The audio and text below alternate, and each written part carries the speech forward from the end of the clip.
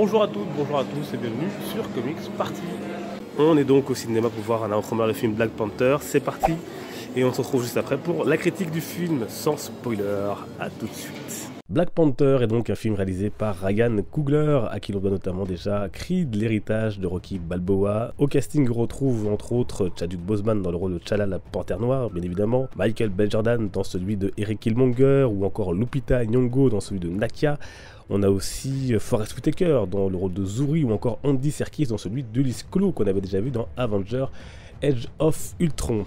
Alors, qu'est-ce que j'ai pensé de ce film? Ceux qui suivent la chaîne depuis longtemps, ceux qui, à qu'à voir le logo, savent que Black Panther c'est un personnage que j'aime beaucoup et j'ai beaucoup aimé le film, voilà. Et je vais pas m'en cacher, il n'est pas sans défaut, on va le voir, mais c'est une première réussite pour Black Panther parce que c'est un film qui a une vraie identité dans le MCU, qui sera peut-être à part sur certains points, mais qui a une vraie identité, une vraie couleur, parce que ça se passe au Wakanda, parce que ça se passe en Afrique, entre autres, mais aussi par tout ce qui est développé dans le film, comme on va le voir dans quelques instants. Premier avis à chaud, l'un des premiers points, c'est le Wakanda. Pas facile de faire croire à une nation fictive, et bien c'est réussi. Personnellement, je trouve qu'on y croit. Tout ça grâce à quoi?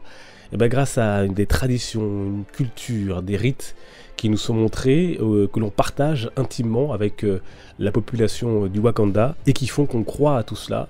Il y a même un alphabet du Wakanda qu'on voit à l'écran et qui fait que ça renforce l'identité de ce peuple, l'identité de cette terre. Et au-delà d'un endroit, le Wakanda c'est aussi pour moi le personnage principal du film, peut-être plus encore que Black Panther, que T'Challa. Parce que le Wakanda c'est une terre avec différentes tribus, plus ou moins liées, et donc qui vont amener des fêlures, des fissures. Et c'est cette question aussi de ce qu'on a déjà vu dans les précédents films, c'est-à-dire que le Wakanda est un pays avec des ressources très fortes, on le sait, le vibranium. Et donc là, l'une des questions principales du film, c'est que faire de toutes ces ressources? Est-ce que le Wakanda doit continuer à être un pays caché? Puisque dans le MCU, comme d'ailleurs dans les comics, le Wakanda ne livre pas tous ses secrets et la plupart des autres pays occidentaux pensent que le Wakanda est un pays du tiers-monde avec ses chèvres, etc., ses éleveurs. Pourtant, le Wakanda est riche de technologie, riche notamment grâce à son vibranium, et c'est un peuple fier qui est au cœur de tout cela.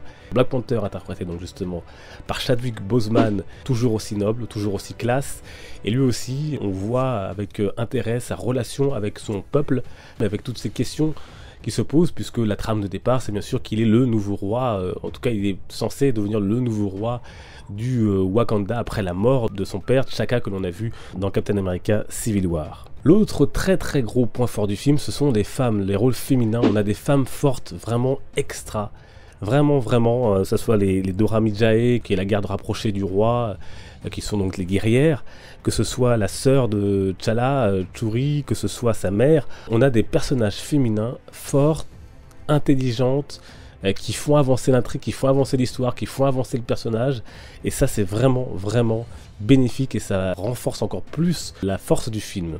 Côté méchant, du bon et du moins bon, du bon voire du très bon avec Eric Killmonger, on le sait c'est l'un des antagonistes du film, déjà parce que l'acteur est ultra charismatique, parce que son histoire et son background sont très bien décrits et on y croit, on croit à cette histoire. Et à l'inverse d'Ulysse Klaue, qu'on avait déjà vu dans Avengers Age of Ultron notamment, qui pour le coup moi m'a beaucoup énervé, j'ai trouvé un peu trop caricatural dans son personnage, mais c'est compensé par le fait qu'on a Eric Killmonger, un autre antagoniste qui ici fait vraiment le job. Le défaut que certains verront, ça m'a pas spécialement dérangé, c'est les liens, l'ouverture avec le MCU qui sont finalement assez faibles.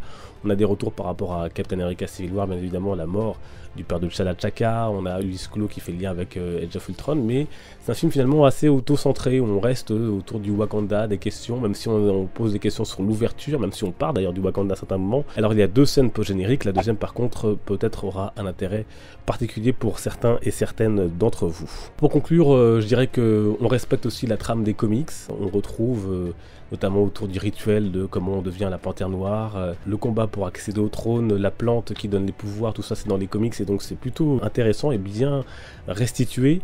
On a une bonne BO aussi, faut pas l'oublier, avec notamment des percussions qui sont très présentes et qui servent le côté culturel du Wakanda. Les effets spéciaux, eux, sont plutôt corrects. Il y a quelques fois où c'est un petit peu visible, et puis des fois où les scènes d'action sont trop dans la pénombre, où c'est trop sombre pour pouvoir apprécier pleinement. Mais voilà, globalement, ce premier film Black Panther est pour moi réussi. J'ai pris beaucoup de plaisir à voir ce héros devant nous, être confronté à des questions assez nobles au final, puisque c'est un roi, il ne faut pas l'oublier. Là, on va avoir un gros film qui va arriver ensuite avec Avengers Infinity War, donc il semble que Marvel va poursuivre avec encore un autre gros succès, encore une autre grosse réussite, en tout cas je l'espère. Et j'ai beaucoup apprécié ce film Black Panther, et j'espère que vous aussi vous l'apprécierez, en tout cas vous me le direz dans les commentaires. Voilà donc pour la critique du film. Et côté comics, si vous voulez débuter le personnage, vous pouvez notamment lire qui est la Panthère Noire. Alors là c'est une ancienne édition, mais Panini Comics, bonne nouvelle, vient de tout juste de la rééditer en Marvel Deluxe, donc c'est au dessin John Romita Jr. On revisite ici les origines de T'Challa de la Panthère Noire de façon moderne à lire donc. Un autre titre que Panini vient de rééditer, par exemple celui-ci qui s'intitule L'Homme sans peur, où T'Challa marche sur les traces de Daredevil à Hell's Kitchen. Ça se lit comme un polar, c'est vraiment excellent et c'est donc toujours aussi en Marvel Deluxe. Et puis plus récemment, il y a eu notamment ce titre La Panthère Noire, c'est très politique si vous aimez ce type de récit. Il y a 4 tomes de sortie, puis il y a d'autres récits qui sont ressortis ou sortis, comme bien sûr le titre Je suis la Panthère Noire, très bon titre qui retrace l'historique, l'histoire de la publication de la Panthère Noire, de ses débuts à aujourd'hui. Dans les commentaires, comme d'habitude, attention à ne pas spoiler et à me dire ce que vous aurez pensé du film lorsque vous l'aurez vu. Merci à tous de votre fidélité. On se donne rendez-vous dimanche. Portez-vous bien. Les comics sont une fête. Ciao.